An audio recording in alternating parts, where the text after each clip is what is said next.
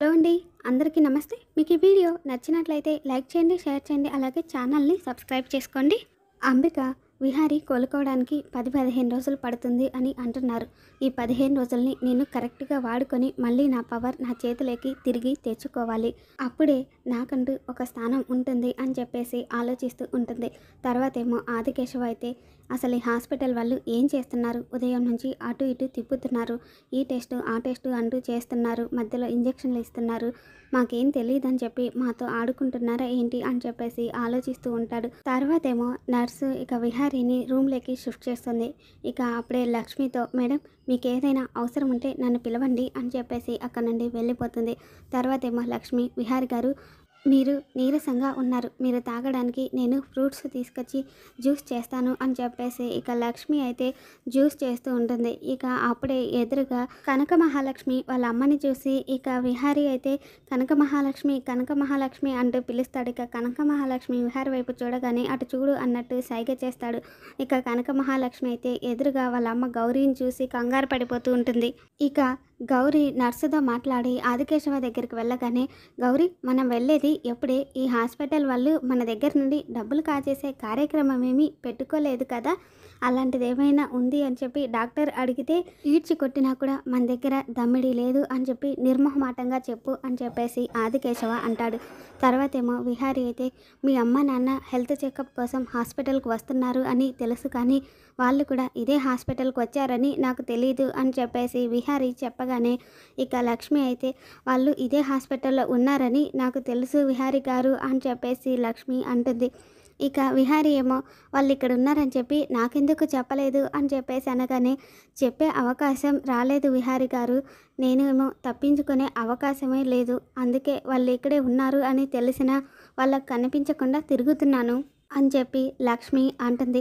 తర్వాతేమో విహారీ, నాకు oxygen mask ఉంది కాబట్టి నన్ను గుర్తుపట్టలేరు, నువ్వు ఇలాగే తిరుగుతూ ఉంటే నిన్ను ఖచ్చితంగా గుర్తుపడతారు అని చెప్పేసి విహారీ చెప్పగానే, ఒక్క నిమిషం అండి ఇప్పుడే వస్తాను అని చెప్పేసి లక్ష్మి వెళ్ళి సిస్టర్ డ్రెస్సు వేసుకుని వస్తుంది. ఇక విహారీ అయితే చెప్పండి సిస్టర్ అనగానే, అయ్యయ్యో సిస్టర్ కాదండి నేను లక్ష్మిని, ఇలా ఉంటే నన్నెవరు గుర్తుపట్టారు కదా అని చెప్పేసి లక్ష్మి అంటే, నేనే గుర్తుపట్టలేదు ఇంకెవరు గుర్తుపడతారు అని చెప్పేసి విహారీ అంటూ ఉంటాడు.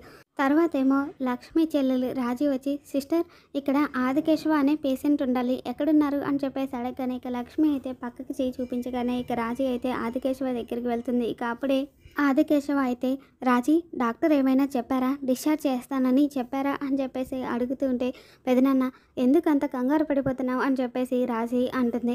ఇక ఆదికేశవ అయితే, ఇలా బెడ్ల మీద చక్రాల కుర్చీలో కూర్చోవడం నా వల్ల కావడం లేదమ్మా, మనం హాయిగా ఇంటికి వెళ్ళిపోతే ఇంట్లో మనకు నచ్చిన వాతావరణంలో పడుకుంటే ఆ వచ్చే నిద్రే వేరమ్మా, ఇక్కడ నిద్ర రాదమ్మా, మనం కూడా వెళ్ళిపోదాం అని చెప్పేసి ఆదికేశవ చెప్పగానే, సర్లే పెదనాన్న వీలైనంత తొందరగా ఇక్కడి నుంచి వెళ్ళిపోదాం అని చెప్పేసి రాజీ అంటుంది. తర్వాతేమో ఆదికేశవ ఊపిరి తీసుకోవడం ఇబ్బంది అవుతుంటే ఏమైందో చూడు అని చెప్పేసి అలా గౌరీ అంటూ ఉంటే ఇక పక్కనే రాజీ అయితే, ఆక్సిజన్ పైపులు ఊడిపోయాయి పెద్దమ్మ, పక్కనే నర్సు ఉంది తీసుకొస్తాను అని చెప్పేసి ఇక కనక మహాలక్ష్మి దగ్గరికి వచ్చి, సిస్టర్ మా పెద్దనాన్నకి ఆక్సిజన్ పైపులు ఊడిపోయాయి, మా పెద్దనాన్న బ్రీతింగ్ తీసుకోవడానికి ఇబ్బంది పడుతున్నారు, ఒకసారి వచ్చి చూడండి అని చెప్పేసి అలా రాజీ చెప్పగానే ఇక లక్ష్మి అయితే సరే అని చెప్పేసి అక్కడికి వచ్చి ఏమైంది అని చెప్పేసి అడుగుతూ ఉంటుంది. నేను చెప్పాను కదండి అక్కడ పైపులు ఊడిపోయాయి అని చెప్పేసి రాజీ అంటూ ఉంటే ఇక లక్ష్మి అయితే ఆ పైపులు తీసుకొని అది ఎలా ఫిట్ చేయాలో అర్థం కాక అలా ఆలోచిస్తూ ఉంటుంది. ఇక అప్పుడే విహారీకి ఆక్సిజన్ మాస్క్ పెట్టిన విషయం గుర్తొచ్చి, విహారీ గారికి ఎలా పెట్టారో చూసి అదే విధంగా పెడతాను, అప్పుడు నాన్నకి ప్రాబ్లం ఉండదు అని చెప్పేసి విహారీకి ఆక్సిజన్ పైపులు ఏ విధంగా పెట్టారో అలానే పెడుతుంది. తర్వాతేమో లక్ష్మి ఎందుకైనా మంచిది ఒకసారి నేను డాక్టర్ గారిని తీసుకొస్తాను అని చెప్పేసి అలా వెళ్ళిపోతూ ఉంటే ఇక అప్పుడే గౌరీ అయితే, అమ్మ నర్సమ్మ నేను నీతో మాట్లాడాలి అని చెప్పేసి అంటుంది. చెప్పండి అని చెప్పి లక్ష్మి అనగానే, మా ఆయనకి చేయబోయే ఆపరేషన్ గురించి మీరేమైనా ఆయనకి చెప్పారా అమ్మ అని చెప్పేసి అడిగితే ఇక లక్ష్మి అయితే, ఏ ఆపరేషన్ అండి అని చెప్పేసి అడుగుతుంది. ఇక గౌరీ అయితే, అవునమ్మా మా ఆయనకి అదేదో ఆపరేషన్ చేయాలంట, మెదడుకు సంబంధించిన వ్యాధి ఏదో వచ్చిందంట, అర్జెంటుగా 10 రోజుల్లో ఆపరేషన్ చేయాలి అన్నారు, 25 లక్షలు ఖర్చు అవుతుంది అన్నారు, ఇప్పటికిప్పుడు అంత డబ్బు ఎలా తీసుకురావాలో నాకేం అర్థం కావడం లేదు, మాదేమో చిన్న కుటుంబం, అవసరం చూస్తే చాలా పెద్దది, ఇప్పుడు ఏం చేయాలో మాకేం తోచడం లేదమ్మా అని చెప్పి గౌరీ అంటుంది. ఇక కనక మహాలక్ష్మి అయితే తన మనసులో, నాన్న మీకు ఇంత పెద్ద సమస్య వస్తే నేను మీ సమస్య తీర్చలేకపోతున్నాను, మీకు ఇంత పెద్ద ఆర్థిక సమస్య వస్తే నా వంతు సాయం నేను చెయ్యలేకపోతున్నాను అని చెప్పి కనక మహాలక్ష్మి బాధపడుతూ ఉంటే, ఇక గౌరీ అయితే నర్సమ్మ ఇప్పుడు ఆపరేషన్ అంటే నాకు చాలా భయంగా ఉందమ్మా, డబ్బులు సమకూరకపోతే ఆపరేషన్ చెయ్యరు ఆయన, కానీ ఇప్పుడు ఏమన్నా అయితే నేను నా కూతురు అనాథలం అయిపోతామమ్మా అని చెప్పేసి గౌరీ అలా బాధపడుతుంటే, ఇక కనక మహాలక్ష్మి అయితే మీరేం బాధపడకండి, నేను డాక్టర్ గారితో మాట్లాడి నా వంతు సాయం చేస్తాను అని చెప్పేసి కనక మహాలక్ష్మి అంటూ ఉంటుంది. ఇక గౌరీ అయితే ఆ సాయం చేయమ్మా, నీ మేలు ఈ జన్మలో మర్చిపోలేను అని చెప్పేసి అలా అంటూ ఉంటే, ఇక అప్పుడే ఆదికేశవ అయితే గౌరీ అని చెప్పేసి పిలవగానే ఇక గౌరీ అయితే ఆయన పిలుస్తున్నాడమ్మా, నేను ఇప్పుడే వస్తాను అని చెప్పేసి అక్కడ నుండి వెళ్ళిపోతుంది. తర్వాతేమో కనక మహాలక్ష్మి ఆదికేశవ పక్కన ఎవరూ లేనప్పుడు ఆదికేశవ దగ్గరికి వెళ్ళి తన చెయ్యి పట్టుకొని ఈ నిస్సహాయురాల్ని క్షమించండి నాన్న అని చెప్పి లక్ష్మి బాధపడుతూ ఉంటుంది. తర్వాత రోజు ఉదయాన్నే ఇక ఆదికేశవ అయితే రాజీ మీ పెద్దమ్మ ఎక్కడే కనిపించడం లేదు అని చెప్పేసి అలా అడగగానే డాక్టర్తో మాట్లాడుతుంది పెదనాన్న అని చెప్పేసి రాజీ అంటుంది.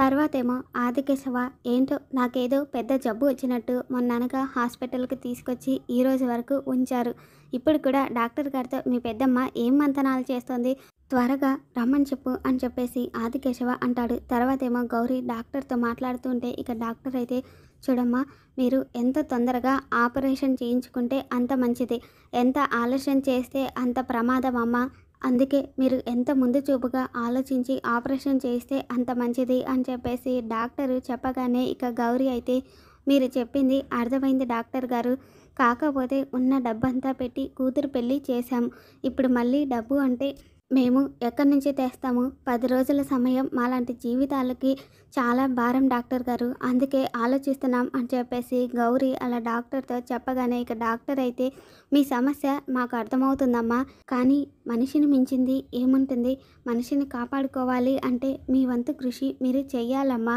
ఖచ్చితంగా డబ్బు సమకూరేలా చేసుకోండి అమ్మా, ఒకసారి డబ్బు సమకూరాక హాస్పిటల్కి రండి సరేనా అని చెప్పేసి డాక్టర్ గారు చెప్తారు. ఇక కనక మహాలక్ష్మి అయితే గౌరీ డాక్టర్తో మాట్లాడిన మాటలన్నీ విని గుమ్మం పక్కనే నిల్చొని బాధపడుతూ ఉంటుంది.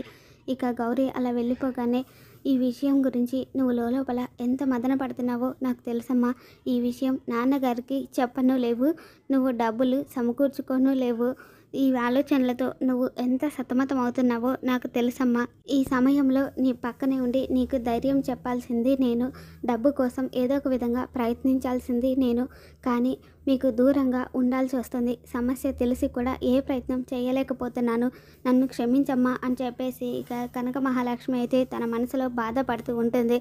తర్వాత ఏమో ఇక సహస్ర అయితే సమయానికి కనక మహాలక్ష్మి ఎక్కడికి వెళ్ళింది అని చెప్పేసి అనగానే ఇక పద్మాక్షి అయితే అవసరమైనప్పుడు కనిపించదు, అవసరం లేనప్పుడు మాత్రం దిష్టి బొమ్మలాగా ఎదురుగా కనిపిస్తూ ఉంటుంది అని చెప్పేసి అలా పద్మాక్షి అనగానే డాక్టర్ రాసిచ్చిన మందులు తీసుకురమ్మని చెప్పి నేనే పంపించాను పద్మాక్షి అని చెప్పేసి యమున అంటుంది. ఇక సహస్ర అయితే కోపంగా వెళ్ళే ముందు నాకు ఒక మాట చెప్పి వెళ్ళాలి కదా అని చెప్పేసి అంటుంది. ఇక దాంతో విహారికి అయితే కోపం వచ్చి లక్ష్మి నీకు చెప్పి వెళ్ళినా చెప్పకుండా వెళ్ళినా అమ్మ చెప్తేనే కదా తను వెళ్ళింది, అది అర్థం చేసుకోకుండా ఆ అమ్మాయి మీద విరుచుకు పడతావేంటి అని చెప్పి విహారీ సహస్రాన్ని అంటూ ఉంటాడు. మరి రాబోతున్న ఎపిసోడ్లో విహారీ ఆదికేశవ ఇద్దరు ఎదురు పడతారా లేదా అనేది మళ్ళీ మన ఛానల్లో తెలుసుకుందాం. Thanks for watching.